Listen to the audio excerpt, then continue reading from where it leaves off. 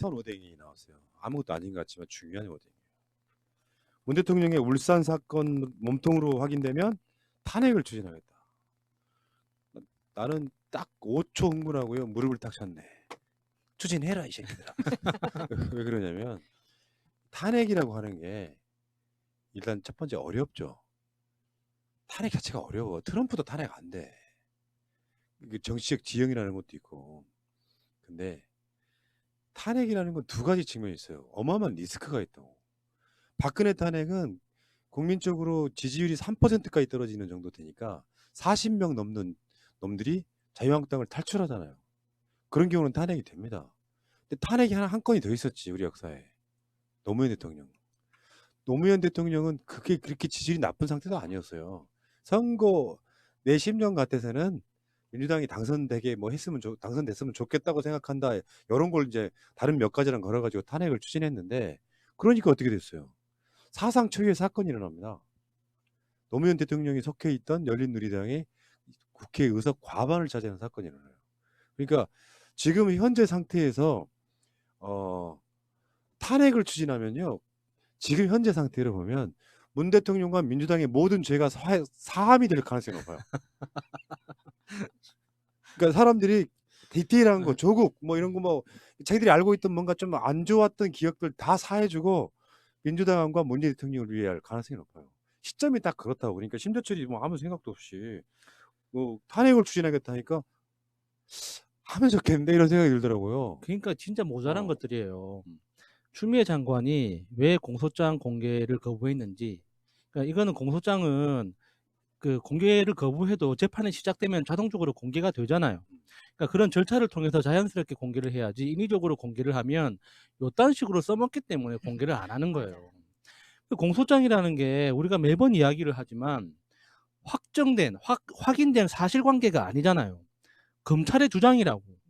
검찰이 내가 이렇게 수사를 해보니까 얘가 나쁜 놈 같고 요런 증거가 있는데 이것 때문에 얘가 나쁜 짓을 한 것 같아요. 벌해주세요. 이거잖아요. 그러면 상대방 얘기도 들어봐야지. 그게 재판 아닙니까? 근데 국회의원이라는 인간들이 이게 그렇지. 법무부를 통해서 공식적으로 전달받은 문서도 아니야. 동아일보 통해서 공개된, 동아일보는 또 어떻게 해서 그 공소장을 받았는지 극비라고 하죠. 우리는 다 아는데 저그들은 극비래. 그 공소장을 언론을 통해서 입수한 공소장을 보고 붕괴해가지고 검찰의 일방적인 주장을 가지고 탄핵 이야기를 꺼내는 거잖아요. 그 정도 죄가 있으면 진짜 그런 죄가 있다면 탄핵해야겠지. 훈아님 말씀대로 탄핵 시도해보는 것도 좋겠죠. 하라고 해. 예. 그러니까 이게 너무 과하다 싶으면 그래 역풍이란 말이 나오는 거잖아요. 역풍. 너무 과하게 하면 황교안이 하는 것도 역풍이 불만한 워딩들이에요. 이렇게 그 논란거리가 안 돼서 그런 거지. 최소한 황교안이 해야 될 일이 가장 뭐라고 생각하세요? 선거 나와서 이제 출발점이 선거 아니에요. 박근혜 정권 때의 잘못한 부분에 대한 사과라고 생각합니다. 황교안이 정치권 나와가지고 박근혜 정권 때 일어났던 일들에 대한 사과한 적 있어요? 대한민국 헌정사를 탄핵시키는 사실상의 책임자인 박근혜 바로 오른팔이라고 할 수 있는 자? 자기가 그런 식으로 역사적 사실에 대한 사과를 하고 시작해야 되는 게 맞는데 뜬금없이 나오자마자 문재인 정부는 잘못하고 있어. 그러니까 이거는 국민들이 공감하기 힘든 겁니다. 뭐 내가 주말에 머리 자르러 갔는데 한 번 붙었어요. 대판. 내가 머리를 자르고 있었다 이렇게. 근데 목소리로 들어보면 60대 한 초중반의 아주머니야. 뭐 염색하러 오신 것 같아요. 근데 TV에서 뭐가 나오고 있었냐면 신종 코로나로 그 일종의 이제 ABB 뭐 이런 걸 좀 써야 되냐 말아야 되냐 이걸 추진한다 뭐 이런 보도가 나오고 있었어요. 그 아줌마가 하는 말이 야 돈도 없는 나라에서 뭔 세금을 그렇게 많이 걷어가지고 지금 세금을 어마어마하게 낭비하고 있어. 대한민국이 빚더미 됐다는 거야. 잠깐 내가 머리 자르는 걸 중지시켰어. 이영선. 아주머니 잠깐만요. 아무리 문 대통령이 싫어도 가짜 뉴스를 말씀하시면 안 되잖아요. 그러면서 내가 잠깐 얘기를 섞었다. 그러니까 대한민국은 OECD 국가라고 하는 OECD가 뭔지 아세요? 딱 그 워딩이에요. OECD는 뭐 복잡한 설명이 있는데 일단 대략적으로 선진국도 국가의 모임 정도 되고요. 지금 한 34개 정도 되는데 그 나라들 중에서도 국제 그러니까 국가가 지금 빚의 비율은 대한민국이 1, 2위 다투는 정말 빚이 없는 나라예요. 대한민국이 38% 이야기하려고 하는데 말을 뚝 자르는 거야. 그 아줌마가. 그러면서 몰라 몰라 이런 거 있잖아. 뭐 예를 들면 그게 그딴 게 그러니까 이렇게 팩트가 들어가니까 예. 그딴 게 뭘 소용이냐는 거지. 그래서 내가 한마디를 더 했어. 아주머니 태극기 부대시죠? 그랬더니 갑자기 포럭 하는 거야. 맞네. 그래서 내가 찔렸네. 태극기 부대는 무슨 태극기 부대? 그러니까 내가 봤을 때 그 정도 나이 또래면 태극기 부대라는 말을 아는 것 자체가 태극기 부대야. 보통 모르는 경우가 있거든요. 그래서 진짜로 태극기 부대 아줌마 같은데 그렇게 악선전을 하고 다니는 건 내가 그래서 그러니까 그 후로는 그 아줌마는 어떻게 상대방을 대하냐면 내가 무슨 말을 못하게 해요. 왜 진짜 왜 이러지? 계속 진동을 해놔도 이게 안 되네요. 어쨌건 그렇다 치고 어 상대방이 하는 말을 계속 막는 거예요. 내가 무슨 말을 하는 것 자체가 그 주위에 다른 아줌마 할머니들이 막 계셨어요. 거기는 이제 주로 노년층이 가는 미용실인데 빨리 하려고 가면 꼭 그런 경우가 생기는데 이제부터 팩트가 나오기 시작하니까 아무 말도 못하게. 나경원 같은 거네. 그러니까 계속해서 자기 말만 하는 방식으로 해가지고 나올 때까지 못하게 하더라고. 그래서 내가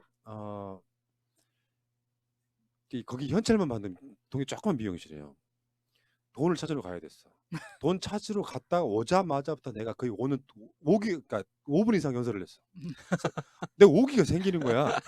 잘못 걸렸지만, 그러니까, 인자 만났네. 그러니까 난 딱 그 아줌마를 보면서 황교안 보는 느낌이야. 우기면 되는 거라고 생각하는 거예요. 경제는 무슨 개뿔 하나도 몰라요. 진짜로 의전 총리라는 게 의전이 뭐 이렇게 행사장에 가면 서열로서 뭔가 대우받는 게 의전 총리가 아니고 진짜 의전 총리는 뭐냐면 도장 찍어주는 거예요. 잘 뭘 모르니까. 그러니까 예를 들면 최경환이가 실세일 때 황교안한테 사실상 하대하는 거죠. 지가 국무총리 될 만한 자질이나 이미지는 안 되니까 진짜 이 바보 같은 놈 하나를 총리로 앉혀놓고 최경환이가 다 전행하다시피 한 거야. 최경환이는 누구의 오다를 받았느냐? 김기춘이나 우병우 같은 청와대 오다를 받고 그렇게 움직이는 거예요. 그렇다 보니까 아니 무슨 법무부 장관하고 무슨 뭐 했던 이런 자가 경제를 알면 뭘 얼마나 알겠습니까? 지 참모들 중에 하나가 생각 없는 것들이 무슨 민부론 갖다 쓰는데 내용을 알고 보면 소득주도 성장이랑 크게 다를 게 없는 거. 그러니까 지금 이런 식으로 선동하는 사람들 속아 넘어가시면 안 돼요. 대한민국 경제 상태 굉장히 좋은 편이에요. 경제가 망가졌다는 아마 선거 끝날 때까지 계속해서 외칠 거예요. 어쨌건 지금 이야기가 지금 탄핵으로 나왔었죠. 탄핵. 문 대통령을 탄핵한다고 하면 국민적 공감대라는 게 있어. 그러니까 이를테면 뭐 사람들에 따라서는 청와대가 선거에 개입하면 안 되지 하지만 나름 상황을 들어보면 이해 못할 것도 없단 말이에요. 그러니까 대개 사람들은 그 상황은 선거 개입이 아니라고 생각해요. 특히 지지자 중에 일부 한 1% 정도는 그래도 그 나서는 게 아니지 하는 사람들하고 똑같은 결은 뭐냐면 딱 왜 이 타이밍에 추미애 법무부 장관은 공소장 공개 안 한대? 오해 살려고 하는 거랑 똑같은 결인 거예요. 그거는 이제 논란거리는 될 수 있는데 만약에 탄핵을 추진하면은 그 모든 작은 것들은 묻힌다니까. 아니 그런 걸로 탄핵을 시켜? 근데 심재철이 그러니까 탄핵이란 말을 꺼내면 뭔가 대단한 발언을 하는 것 같은 기분이 들어서 탄핵이라는 말로 뭔가 워딩을 이렇게 쥐어 짜낸 건데 이거 그냥 공소장 보고 떠든 거잖아요. 실제로 그 법적 판단이 나와서 그 결과를 바탕으로 하겠다 이 맥락인 건데 그때 과연 자유한국당 의석이 몇 석이나 있겠습니까? 지금 현재 시점에서 탄핵을 추진해도 탄핵안이 본회의에 올라갈 수가 없잖아요. 지금 상황에서도. 근데 얘들이 지금 총선 끝나고 나서 새로운 국회가 꾸려졌을 때 몇 석이나 남아있다고. 지가 뭔데 탄핵을 추진합니까?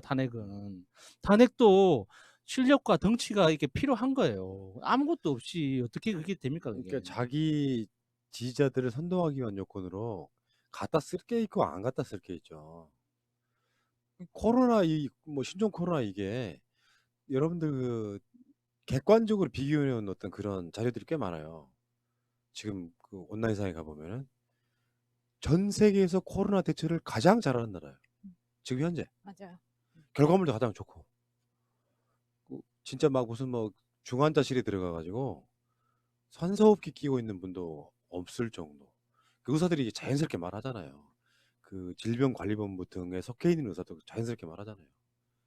전파력은 엄청 빠른데 중증도는 엄청 떨어지는 대한민국 정도 의료 기술이면 사실상 병원에만 가면 다 아무 문제 없이 쾌차할 수 있는, 완쾌할 수 있는 바로 그런 병이다 이렇게 해가잖아요. 대통령 입에서 그렇게 그런 말 쉽게 나오는 게 아니에요. 이 코로나 전파가 막 상황이 심각함으로 밖에 나가지 마시오가 아니잖아.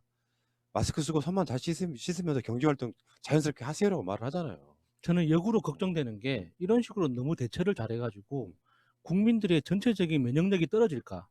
너무 깨끗해져가지고. 아, 그것도 걱정이네. 예. 이게 적정 수준을 이렇게 유지해가지고 면역력을 계속 이렇게 밀고 당기기를 해야 되거든요. 근데 너무 깨끗해지면 우리가 오히려 약해지니까. 아파트 단지에서 흙놀이 해야 되는 이유잖아. 똑같은 그렇죠. 거잖아. 아이들이 흙놀이 안 하면 면역력 떨어져 진짜로. 적당히 더러워도 상관없는데 큰일 났네 진짜. 그러면 건강검이 너무 잘 돼 있어가지고. 아까 그 미용실 아줌마 맛집하게 내가 5분 떠들고 나왔다 그랬잖아요. 예. 아, 그 유튜브로 찍었어야 되는데. 그 떠들고 나왔는데 그때 그 이야기를 한 거예요. 거기 할머니들 앉아 계시잖아요. 병원비 이야기를 했어. 그 기초연금하고. 기초연금 오른 거 보이시죠? 그거 국가가 해야 될 일이라고. 아직 그 개념이 없어. 내가 번 돈 아니면 돈이 아니라고 생각해. 다만 병원에 갔는데 최소한 박근혜 때 뭐 얼마나 잘했지 못했지 잘 모르겠지만 민주정부는 문재인이라는 이름을 쓰면 뭔가 더 정식으로 보일까봐 민주정부는 최소한 돈이 없어서 병원 못 가는 사람 만들면 안 된다라고 생각하는 사람들이다. 여러분 병원에 가보셨으면 알게 아시겠지만 옛날에 비하면 진짜 치료비 엄청 떨어졌거든요. 예. 거기서 노인네 한 분이 딱 그런 얘기를 하시더라고. 맞아, 병원비 진짜 적게 낸다고. 그거 좋더라 하니까 분위기 싹 봤는데지. 태극기 아줌마 안녕 하고 나왔어. 아 진짜 그러더라고. 자, 이야기 나온 김에 잠깐만 짧게 한 말씀 드리면은 지금 일본이 항상 이런 식이거든요. 그 대표적으로 그런 곳이 유네스코야, 유네스코. 사실 빚돈 많은 놈들이 하는 짓거리가 이런 거야. 유네스코 같은데 돈 엄청 지원해주고 세계문화유산 등재 같은 거 할 때 자기네 역사가 드러나는 건 막는 방식 있잖아요. 군함도 어. 유네스코 등재 막았잖아요. 근데 얘네들이 WHO에도 지금 1,000만 달러 지원했다 그러거든요. 그러니까 일본에는 환자가 몇 명이다 이렇게 세계적 집계가 있잖아요. 우리나라보다 분명히 많았었거든. 근데 어느 날 그 다음 날 확진자 수가 줄었어. 근데 그 이유가 뭔가를 봤더니 그 크루즈선은 배 이외에 있잖아요. 그 배가 사실 그 확진된 상황이 일본 영해에 들어온 상황이기도 하거든요. 근데 공해상에서 발생하기 때문에 일본에서 발생한 게 아니라고 확진자 수를 확 줄여가지고 기타에 집어넣어버린 거예요. 공교롭게도 그게 이제 아베 지금 리더십이 흔들리고 있잖아요. 근데 아베가 WHO 등에다가 이걸 지원해준 것 때문에 WHO 사무총장이 뭔가 일본을 되게 봐주는 느낌이 있어요. 이럴 때 일본이 그러니까 요코하마 항 그 앞에 바다를 자기네 영토라는 걸 스스로 부정했잖아요. 그러니까 나도 이때 우리가 빨리 등기를 그러니까. 추진해야 됩니다. 대한민국으로 등기를 시켜가지고 우리 땅으로 이제 알박기를 해야 돼. 이게 115억 원이거든요. 하나로 치면. 이거 받고 공교롭게도 눈치 없이 또 땡큐라고 일본 정부에 고맙다고 이야기를 한 거예요. 그런데 저는 이 크루즈선에 있는 확진자를 숫자를 뺐다는 걸 보면서 아, 이거는 국민으로도 인정을 안 하는구나라는 생각이 들더라고요. 그러니까 일단 이 크루즈가 지금 거의 좀비선이에요. 이 안에선 지금 아비규환이거든요. 나오지도 못하고. 네. 빨리 치료를 해야지. 치료도 안 하고 뭣도 안 하고 지금 창문 없는 방에 있는 사람들이 대다수라고 하는데 얼마나 미치겠어요. 그것도 2인 1실을 하는데. 그럼 거기에 대해서는 조치를 하나도 취하지 않고 사실은 가장 선진적으로 이런 대처를 할 거라고 기대를 받았던 일본이 아베가 집권하는 몇 년 동안 완전히 폭망했다는 것을 보여주는 굉장히 대표적인 사례라고 생각합니다. 그러니까 봐봐요. 세계에 그러니까 지금 한 3위 정도 한다 그러는데 한때는요 중국이 부상하기 전에는 세계 제2위의 경제 대국이었어요. 근데 우한 교민들, 일본인들을 데려다가 일반인들이 있는 호텔에서 그냥 숙소라고 맡겨놔. 관리가 안 되는 거지. 물론 이제 일본 입장에서는 이게 큰 병이 아니라고 생각할 수도 있는데요. 이게 면역력 약한 사람들을 초기에 치료만 하면 다 나을 수 있는 병이라고 생각하면 될 것 같고요. 근데 지금 진짜 중요한 건 이제 태도라는 거죠. 태도. 국가의 태도. 국가의 태도가 자기 나라 국민들을 얼만큼 더 소중히 케어하느냐에 대한 부분이라서 국민을 섬기는 자세가 다르다는 느낌이 좀 들고요. 그러니까 아베가 내세우는 논리는 딱 하나예요. 그러니까 태풍이 왔을 때도 그 재해 복구를 아직도 안 하고 있거든요. 이번에 그 전염병에 대해서도 대응을 느리게 하면서 국회에서 계속 그런 이야기를 하는 거예요. 우리나라, 그러니까 일본의 헌법에는 긴급 조치에 대한 조항이 없다. 그래서 총리인 내가 그런 권한을 쓰기에는 시간이 걸린다. 이 논리를 계속 버티고 있는 거예요. 이거 그러니까 아베 총리의 아버지가 이야기했던 게 정확하게 맞다니까. 우리 아들은 거짓말을 잘해서 정치를 하면 안 돼요. 이명박이네. 이걸 아베가 어렸을 때 아버지가 했다는 말이잖아요. 우리 집 가오는 정직. 아, 무서운 사람이에요, 진짜 아베. 근데 이걸 이렇게 일처리를 하는 걸 보니까 아, 후쿠시마가 왜 저렇게 됐는지도 이해가 되잖아요. 그러고 보면요, 아베한테는 지금 운이 점점 멀어지고 있는 느낌이 들어요. 예를 들어서 올해 일본의 관광객 유치 목표가 4천만 명이었거든. 대한민국 인구보다 한 80% 정도를 유치하겠다는 거야. 올림픽까지 있고요. 그 초장부터 지금 분위기 완전 망가졌잖아요. 더군다나 초동 대처가 잘못되기 시작하면은 일본이란 나라는 가지 말아야 되겠네 할 거고, 지금 뭐 전문가들에 따라서 신종 코로나기 때문에 다 예측은 못해요. 어떻게 갈지는 앞으로 추이를 보면서 알 것 같은데, 어떤 사람은 봄바람 불면 없어진다고 하고 어떤 사람은 여름까지 가야 된다고 하는데, 이미 초장에 일본 관광객들이 줄어들 수밖에 없는 그 구조에 있고, 작년부터 망가져온 일본 안 가기는 지금도 계속되고 있고, 뭐 방사능 오염수 문제도 있을 거고, 그러니까 자신들의 관광객 유치 목표의 반이나 채우려나. 반도 안 될 것 같은데. 이제 우한 폐렴이 일본 폐렴으로 바뀌겠네요. 그러니까 자유한국당이 끝까지 고치지 않았는데 그게 이제 일본 폐렴으로. 지금도 오가펜랩이라고 하고 있더라고. 이놈들 진짜 웃긴 놈들이야. 그래서 올림픽 잘 치러지기를, 나는 안 갈 테지만 누구는 가겠죠? 그러니까 열심히 하세요. 신종 코로나가 도쿄에서 창고를 하면은 도쿄 폐렴이라고 부를 수 있을까요? 자유한국당에? 그때는 신종 코로나라 그럴 거 아니야. 아, 미친놈들이네. 내가 그래서 항상 느끼는 거는, 제가 요즘에 가끔씩 그 사진 한 장씩 띄워드리잖아요. 요거 말고 요거. 이게 아무것도 아닌 것 같지만 이거 까먹으시면 안 돼요. 총선은 한일전 맞습니다. 토착외구라는 말은 사람들이 처음에는 그게 되게 코믹하게 들렸었는데, 다른 식으로 표현하면은 일본 애들이 임진왜란 때 대한민국에 들어와서 집성촌을 이루고 살았다는 거야. 근데 자기들이 뿌리를 알 거 아니야. 그러니까 언젠가는 대한민국을 임진왜란 이후에 우리가 먹겠다 하고 살아온 애들 일부가 지금도 자유한국당에 들어가 있는 게 아니냐라고 하는 의혹이 있어. 걔들이 나시 족보를 사가지고. 한국인처럼. 예. 그 중에 자유한국당의 그 구성원들 중에 한 80%는 토착외구라는 썰이 있습니다. 그럼 일본 사람이 국회의원 하고 있는 거 아니야? 없애야지. 국회의 국산화. 참, 이거 재밌으려고 별짓 다 했네. 어쨌건 내가 그 미용실에서 만났던 그 아줌마 같은 분들이 실제로 주위에 존재를 합니다. 대한민국 정부가 아무리 잘해도 잘한 건 안 보이고, 그러니까 가짜뉴스가 폐해는 그런 거거든요. 가짜뉴스라고 하는 것의 폐해는 아무리 잘해도 잘한 표시가 안 나게 해야 돼요.